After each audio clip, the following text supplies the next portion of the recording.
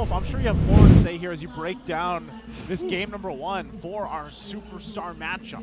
We got to start with Keller, the MVP of the game.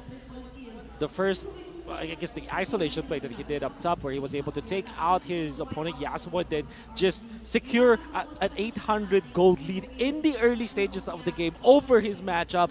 That's massive. And then come 11 minutes, or around 9 minutes actually, he's already 1 item ahead of the competition. That meant that he is very strong, but that didn't stop him, or that didn't that helped him actually to eventually carry the game in the latter portions, the second Lord fight, where he was able to position himself properly and just destroy RSG's formation.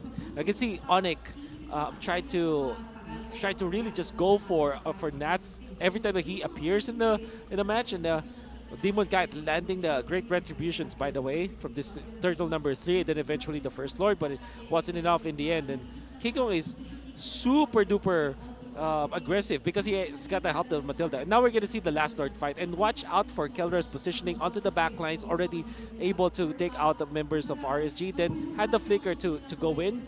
And then now that he knows that there's no Nats, there's no light, he can actually go. And then he takes out the members, the frontline members. And then look at that connection between Escalera and Kelra. The dash in from Kelra to the left side, catching Kusei. And then Jem gets a double kill afterwards. And look at Kelra. I think that he will be, he's just activated the ultimate. Nothing special, but yeah, he knows that he is the condition for them to take out the base so easily with the ult. Yeah, just again, he was set up for success here, and he made his own plays as well, and that's what made him so strong, especially this game as it unfolded. And this is why teams love to take the carry or ban it out, because that threat potential from that hero alone, if you get this kind of snowball effect, is quite deadly here. And again, commends to King Kong in the jungle, able to hold down a lot of that early game, right? Even the early game pressure that he put on Demon Kite with the rest of the team, that kind of stalled things out from even that first objective take from RSG. Yeah, I think overall, if you think about like how quickly the pace that Onic plays, you'll be surprised by how how Gem is also keeping up with Escalera keeping up, because those are the big questions I've been put on when I first saw the Onic lineup, right? Yeah. Like, can these guys actually keep up with like superstars like Kelra, who's proven himself over and over again, with King Kong, who has a star of the season? Man, I was surprised with how well Gem was playing here. Well, Super Friends is already a given for me, because you know what? Super Friends for the longest time has been super underrated in my radar. So Super Friends played a very aggressive Faramis, where it's supposed to be a support, but his burst is very surprising as well. Yeah, it kind of catches you off guard. Catches you off guard, exactly. I'm just really amazed on how fast we adapt to the meta, because we're talking about the flavor of the week already, right? For starting with day number 1, where X-Borg suddenly rises to the meta. You know, veteran seeing new faces, but Wolf, go ahead and take us through it for this game too. It's Escalera, our MVP. Great conversion, obviously. His connection with Super Friends is just evolving throughout the days that they're playing, and you can see that in the previous season, and now I think it's in full fruition. And there's something interesting that the coaches opened up earlier during the interview, and it's their map control, or to translate for all of the international viewers out there. Coach Etumak said that Louis as a hero fits Onic PH, because Onic PH's map knowledge is good enough to be called a map hack, right? So I hope that you understand. The ambush.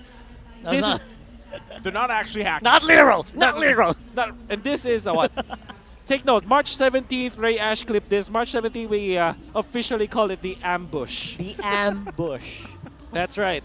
But then again, going back, it really fits the profile of Onic PH, because sometimes superstars are super good because of their in-game knowledge, and sometimes their map knowledge, their spatial intelligence, and that definitely is present in Onic, and makes a lot of sense that was the pick for them. And they made a great play around this Lord area, then eventually just took it down. And then look at Kelra picking up the Athena shield afterwards, because he was bombarded by the Virus spell, and then when he saw the opening, just pop the ultimate. All business for Mr. Kelra.